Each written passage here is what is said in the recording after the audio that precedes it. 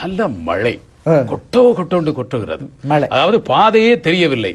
இப்படி போய்கொண்டிருக்கும் பொழுது தொலைக்காட்சி நிலையத்திலிருந்து என்னை கை தொலைபேசியில் அழைத்து நான் நனைந்து கொண்டு வர வேண்டி இருக்குமே என்ற நிலையில் என்னுடைய வாகனத்தை அங்கே அந்த அவர்களுடைய கட்டடத்துக்குள்ளே கொண்டு வருவதற்கு வசதியாக பாதுகாப்பு அலுவலர்களுக்கு செக்யூரிட்டிக்கு சொல்ல வேண்டும், அறிவிக்க வேண்டும்.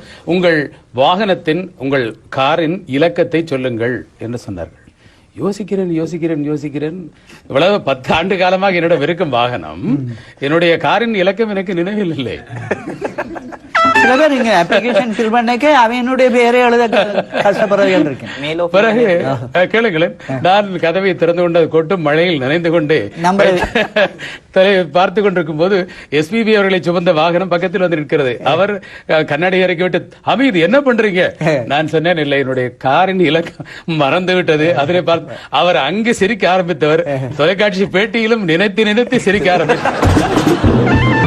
அப்படிதான். அதாவது எங்களுடைய மூளையின் ஒரு பகுதி பிரகாசமாக இருக்கும், இன்னொரு பக்கம் இருண்டு போய் அணைந்து போய் இருக்கும்.